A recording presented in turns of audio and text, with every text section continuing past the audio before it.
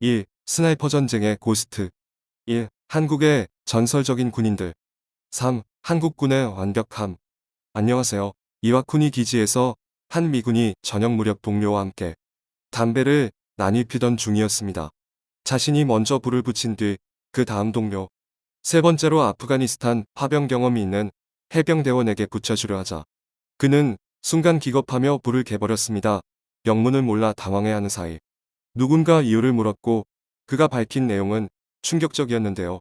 탈레반 저격수들은 첫 번째 불로 위치를 파악하고 두 번째 불로 방향과 거리를 가능하며 세 번째 담배를 문 사람을 저격한다는 것이었죠. 이는 미군들 사이에서 꽤나 오래된 도시전설로 저격수의 존재가 얼마나 공포의 상징으로 여겨지는지 잘 보여주는 일화입니다. 흔히들 한국엔 이름난 저격수가 없다고 하지만 결코 그렇지 않습니다. 과거 미군 전체를 숨죽이게 만들었던, 심지어 이 사건으로 총기까지 개발된 전설적인 저격 사건이 바로 한국에서 있었기 때문이죠. 전쟁 영화에서 늘상 단골 소재로 등장하는 저격수. 혼자서 적군 전체를 혼란에 빠뜨리거나 전쟁의 양상을 순식간에 바꿔버리는 그들의 놀라운 활약은 많은 이들로 하여금 선망의 대상이 되기에 충분했습니다. 일발필중이 모토답게 저격수들은 결코 총알을 허비하지 않습니다. 1차 대전 당시 적군 한 명을 사살하는데 들어간 총알의 수는 평균적으로 7,000발, 2차 대전의 경우 25,000발을 사용하는 것에 반해 저격수들은 평균 1.7발을 사용했다고 합니다. 단 한 명의 저격수가 한 개 중대에 맞먹는 전력과 같다는 것이 과언은 아닌 셈이죠. 역사적으로 위용을 뽐낸 저격수들은 많았지만 군사 전문가들은 핀란드의 저격수 시모 헤위헤를 최고로 꼽는데 주저하지 않습니다. 백색 죽음이라는 별명을 가진 그는 1939년에 발발한 소련과 핀란드의 전쟁, 일명 겨울전쟁에서 스탈린군과 맞서 상상을 초월한 전과를 올렸습니다. 전장에 투입된 이후 고작 4개월 만에 무려 542명의 적군을 해치웠는데 이는 공식적으로 확인된 수치일 뿐 기관 단총으로 200명 가까이 사살한 경우도 있었다고 하니 그의 손에 지휘진 적군은 적게 잡아도 700명, 참전 일수로 나누면 하루 10명 정도의 적을 해치운 것이죠. 영하 40도안까지 떨어지는 극한의 상황에서 하얀색 옷으로 완벽히 위장한 채 타겟에 들어온 목표를 결코 놓치는 법이 없었더니 인간 사냥꾼은 소련군에게 공포 그 자체였고 한때 소련군 지휘부는 그를 없애는 것을 1차 목표로 삼기도 했습니다. 해위해가 매복한 곳으로 추정되면 거리낌 없이 무차별 폭격을 가하는 등의 무식한 방법을 통해서야 겨우 전장에서 은퇴시킬 수 있었죠. 한때 영화의 주인공으로도 그려졌던 바실리 자이체프도 빼놓을 수 없는 명사수 중 하나입니다. 태평양 함대에서 근무하다 2차 대전 직후 스탈린그라드 전투에 급조된 그는 1942년 10월부터 한 달간 242명 저격에 성공했는데 그때 사용된 총알은 정확히 243발. 실로 귀신 같은 명중률이 아닐 수 없었습니다. 호날 영웅 칭호까지 부여받은 그는 자신이 직접 양성한 후배 저격수들조차 적군 6,000명을 사살하는 등 교관으로서의 능력도 인정받으며 현대전의 교범으로 자리잡기도 했죠. 국경을 가리지 않는 저격수들의 활약은 한국전 당시에도 목격됐습니다. 한국 영화 고지전에 등장하는 저격수 2초의 모티브이기도 한 인민군 차상을은 총성 올리기 2초 전 적군을 명중시킨다는 별명만큼이나 상당한 실력자였습니다. 휴전 후 북한 측이 펴낸 인민군 군사상식에 따르면 1952년 한 해 동안 동료들과 함께 16,000명의 연합군을 사살했는데 차상률 혼자서 120명 저격에 성공했고 심지어 총으로 헬기를 추락시키기까지 했다고 적혀 있습니다. 물론 이는 구라입니다. 애초에 선전선동이 목적인 만큼 이를 그대로 신뢰하기엔 무리가 있었죠. 다만 그들이 어느 정도 위협적이었다는 것은 부정할 수 없는 사실로 보입니다.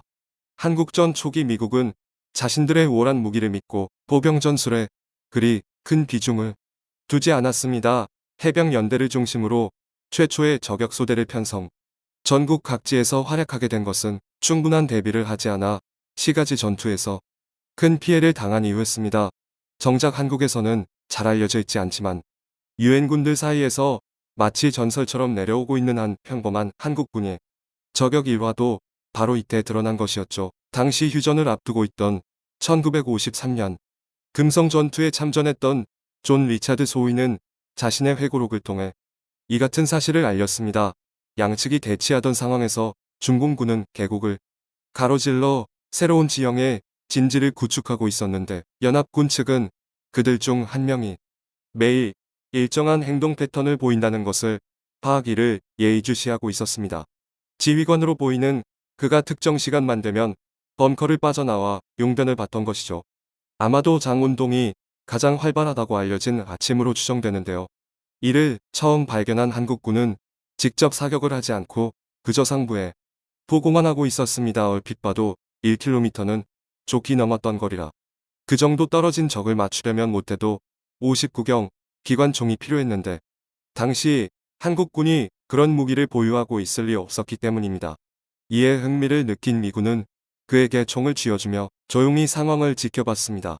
저격수라는 포지션 자체가 엄청난 훈련이 필요하다는 것을 잘 알고 있던 터라 저격총을 다뤄본 적도 없는 그가 성공할지 실패할지 매우 궁금했던 것이었죠.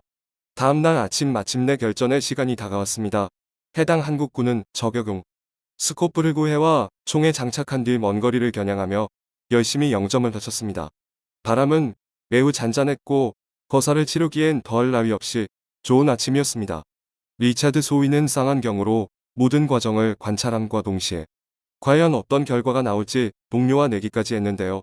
마침내 시간이 되자 중공군 지휘관은 그날도 어김없이 용변을 보기 위해 쪼그려 앉았고 즉시 발사된 단 한 발의 총성과 함께 그대로 쓰러지고 말았습니다.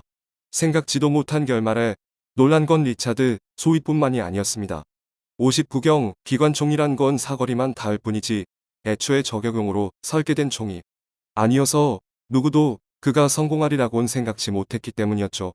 비저격총으로 원거리 사격에 성공한 경우는 역사적으로도 그 사례를 찾기가 힘든 것이 사실입니다. 그나마 가장 유명한 것이 미국 카를로스 헤스콕이 월남전에서 기록한 2500야드 정도에 불과했는데요. 심지어 카를로스 헤스콕은 평범한 저격수가 아닌 존재 자체만으로도 적군 사기를 떨어뜨릴 정도로 미군의 전설적인 존재로 일컬어지는 인물입니다. 1969년 월맹군과의 5일 동안 대치 상황에서 적군 모두가 갈증으로 실신할 때까지 인내했던 일화를 두고 짐승을 뛰어넘는 인내자라고 불리기도 한 그는 현재 미해병대 저격학교 모토인 원샷 원킬을 만든 장본인이기도 한데요. 더욱 놀라웠던 사실은 그 이름 모를 한국군이 썼던 저격 방법이 헤스콕이 썼던 방법과 매우 유사했다는 것이며 천재성이 아니라면 설명되지 않는 상황에 한때 미군 부대 전체를 떠들썩하게 만들기도 했습니다. 비슷한 시기 삼각고지 전투에 투입돼 32일 동안 214명을 저격해 미군으로 하여금 저격수의 중요성을 일깨워준 중공군 장타오팡에 맞서 이 병사를 대항마로 키우자는 논의가 신중하게 제기되기도 했죠. 이 사건이 특히 의미 있게 다뤄진 또 다른 이유는 한국군이 기록한 공식적인 최초의 원거리 저격이었기 때문입니다. 미국 유명 무기회사인 베럴사에서는 이 사건에서 아이디어를 착안 1982년 대전차용 저격총을 만들기도 했습니다. 베럿 80이라 불리는 이 총은 엄폐물 뒤에 숨은 적을 사살하는 개인 용도와 차량의 주요 부위를 맞춰 고장을 일으키게 하는 대물 용도, 추가로 폭발물 제거에서도 탁월한 효과를 인정받아 1989년 스웨덴에 첫 판매에 성공한 이후 이드메인 쿠웨이트와 이라크에서 벌어진 상황의 폭풍작전에 투입된 미해병대 측이 125정을 사들이기도 했습니다. 현재까지 M82 기종을 공식 채용한 국가는 정확히 확인된 수만 무려 30개국에 이르며 각종 FPS 전쟁 등을 배경으로 한 게임에서 빠지지 않고 등장하는 대전차용 저격총이 바로 이 기종을 모티브로 하고 있죠. 흔히 군사 전문가들이 말하길 한 명의 저격수는 전차나 군함 한 대 이상의 가치가 있다고 높게 평가하고 있습니다. 한국은 2013년 K-14 소총을 개발한 이후 조준경과 탄약 생산까지 순수 국산화에 성공한 것은 물론 2018년부터 본격적으로 최정예 저격수 선발에도 힘을 쏟고 있습니다. 전 국민의 절반이 즉시 전력감이라는 점에서 한국은 이미 육군 최강국 중 하나로 손꼽히고 있는데요. 만약에 이들까지 대거 양성된다면 조만간 세계 육군력의 순위가 뒤바뀌는 것도 그저 꿈은 아닐 것 같습니다. 한국의 군사 수준은 잘 발전하고 있습니다. 동시에 한국의 전투 식량 공급 체계도 안정을 보장한다. 한국의 마트 상황이 믿어지지 않는다. 10년치 재고가 쌓여 있는 게 아니냐. 최근 전 세계적으로 유행처럼 번지는 현상이 있습니다. 마트며 편의점이며 눈에 보이는 물건이란 사재기가 바로 그것이죠. 특히 미국의 경우 국가 비상사태 선포로 인해 휴교 및 재택근무가 확산되면서 식료품을 대량 구매하려는 사람들이 기하급수적으로 늘고 있는데요. 대형 마트마다 패닉에 가까운 사재기가 발생하자 트럼프 대통령이 직접 나서 국민들에게 진정할 것을 주문하는 한편 유통업계 대표들과 함께 사태 진화에 진땀을 흘리고 있습니다. 현재 이 현상은 미국뿐만 아니라 유럽은 물론 중국과 일본 등 아시아 국가들도 예외가 아닙니다. 단 하나, 한국을 제외한다면 말이죠. 혼돈 그 자체인 해외 마트와 비교하면 한국의 대형 마트의 경우 마스크와 같은 일부 품목을 빼면 여전히 과거와 다를 게 없는 모습인데요. 이는 인근 편의점의 상황도 마찬가지입니다. 출근 시간대 판매량이 많은 김밥이나 샌드위치를 제외하면 비어있는 진열대를 찾아보기가 힘들 정도죠. 최근 상황 악화로 인해 일부 온라인몰에서 잠깐 동안 주문이 폭증하고 대형마트 생필품 수요가 늘어나긴 했으나 눈에 띄는 사재기 현상은 전혀 벌어지고 있지 않습니다. 이를 두고 외신들은 크게 놀라며 도대체 한국은 뭐하는 나라냐? 어떻게 아무런 준비도 하고 있지 않냐? 라며 미스테리하다는 반응과 함께 갖가지 추측을 내놓고 있는데요. 이들은 유독 한국에서만 사재기가 일어나지 않는 이유를 세 가지로 분석했습니다. 미국 일간지 위싱턴 포스트에 따르면 한국은 특유의 빨리빨리 유전자로 대규모 검사가 이뤄졌으며 드라이브스루 방식의 선별 요소 운영으로 다른 나라보다 훨씬 빠른 속도로 테스트를 진행하는 등 전 세계의 롤모델이 되고 있다. 게다가 긴급 문자 시스템을 통해 모든 정보 또한 투명하게 공개하고 있다라며 이로 인해 시민들의 입장에서 불안에 떨 이유가 전혀 없을 것이고 당연히 사재기가 발생하지 않는다는 얘기죠. 두 번째는 한국의 성숙한 시민의식입니다. 프랑스의 유력지 르 피가로는 최근 이틀간의 연속 보도를 통해 한국의 대처에 주목하는 한편 시민들의 자발적인 사회적 거리두기 운동 참여를 예로 들며 개인위생 수칙 철저히 지키는 한국의 시민의식을 높이 평가했습니다. 마지막으로 세계 최고 수준의 한국 유통 물류 시스템을 거론했는데요. 한국에서는 최근 유통 경쟁이 치열해지면서 몇 년 새 온라인 배송 등 물류 시스템이 급속도로 발전했습니다. 따라서 각종 물품 수요가 일시에 늘어난다 하더라도 이를 충분히 감당할 수 있는 역량이 있다라는 분석이죠. 아시다시피 한국에는 쿠팡 마켓컬리, ssg.com 등 이커머스 업체가 즐비하고 이마트, 롯데마트, 홈플러스 등 대형마트 3사에서도 자체 전국 배송 시스템을 갖추고 있습니다. 생필품의 특성상 어느 회사를 택하더라도 상품의 종류나 품질이 크게 다르지 않기 때문에 소비자의 입장에서 방대한 선택지를 갖고 있다는 겁니다. 한 이커머스 업계관 계좌에 따르면 평소 국내 식료품 배달은 빼려면 반나절, 늦어도 주문 이후 하루를 넘기지 않았다. 상황인 만큼 주문량이 폭주하면서 일시적으로 배달 속도가 지체된 적은 있으나 현재는 모두 정상화된 상태다라고 밝히기도 했습니다. 이는 대형마트도 마찬가지인데요. 최근 생필품 공급에는 전혀 문제가 없고 오히려 어떻게 하면 더 많이 팔지를 고민하고 있다.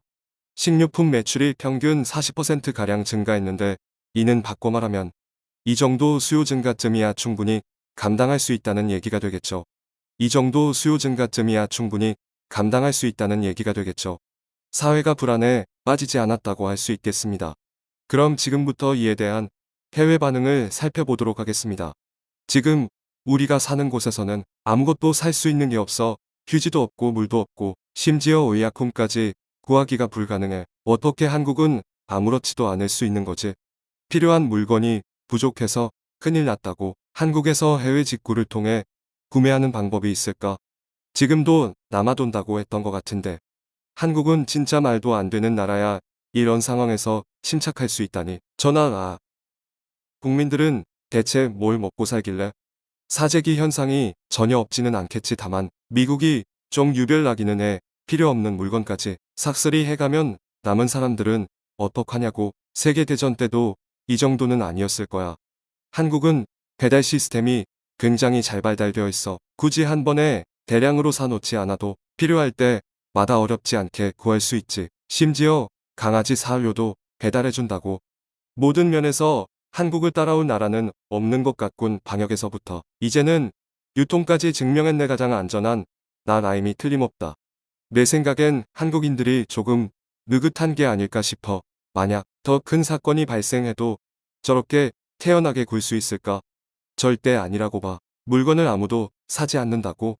이번에 유튜브를 봤는데 미국 코스트코인가 오픈하자마자 사람들이 쓰나미처럼 몰려들던데 한국은 정말 안 그래?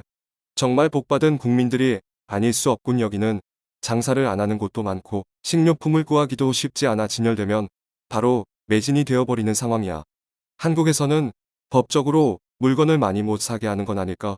본인 스스로 자제를 하는 거라면 정말 보통 정신력이 아닌 것 같은데.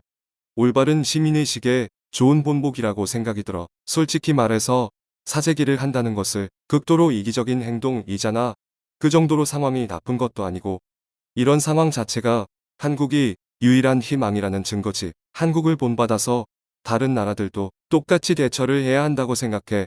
사재기를 하지 않는 데에는 다른 이유도 있겠지. 나는 저 내용을 그대로 믿지 않아. 얼마 전에 본 뉴스에서는 여전히 마스크를 구매하기 어렵다고 하던데 그건 사재기가 아니고 뭐냐.